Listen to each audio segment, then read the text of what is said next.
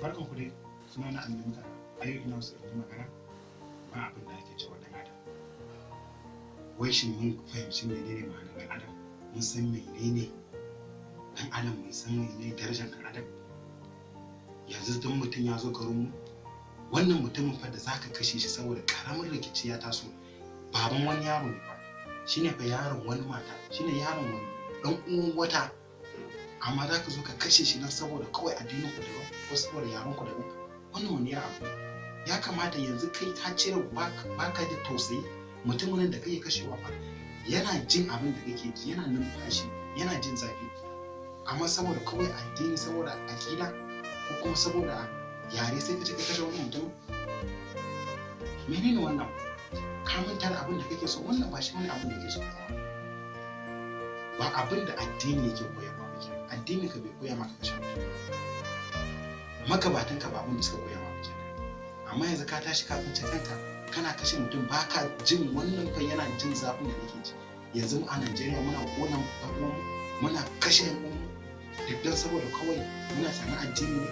Wannan ba shi wani addini. Ya kamata ku musu. Dabba baya kashe dabba irin shi, zaki bai kashe zaki irin shi, biri bai kashe biri da wani shi, amma dan adam yana kashe dan adam da wani shi.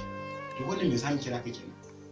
Shi dabba da bayi da ilimi yana da hankalin da yake kashe mutum irin dabba irin shi, amma kai da kake da hankali kake da ilimi kuma zaka kashe mutum nan uwanka? Wannan wani irin rayuwa ne? Ya kamata ka tashi. Shi ubangiji ba na mutum da yawa, ubangiji ne kowa ne, duk dan adam ubangiji na shi ne, har da dabba. Saboda haka ba na kai kadai bane. Kar ka yi amfani da addini ka je ka kashe mutum. Wannan ba shi wani abin da addini ka. Kowane addinin duniya yana koyar da haɗin kai da kirki. Addini ka kirki da koyarwa. Saboda haka ka san da cewa ka san darajar mutum, ka koyi haɗin kai saboda yaran ka su tashi su yi. Kada ka je kana kashe mutum saboda ya zo ka saboda addinin ku ko saboda ya kamata ka gane mutum ne mai jin zafi, ne ka san amfanin tausayi, ka san da cewa idan ka kashe shi zafin da ɗan uwan shi za su ji, haka kai ma ka kashe ma wannan haka za ka ji. Saboda kada ka yi haka.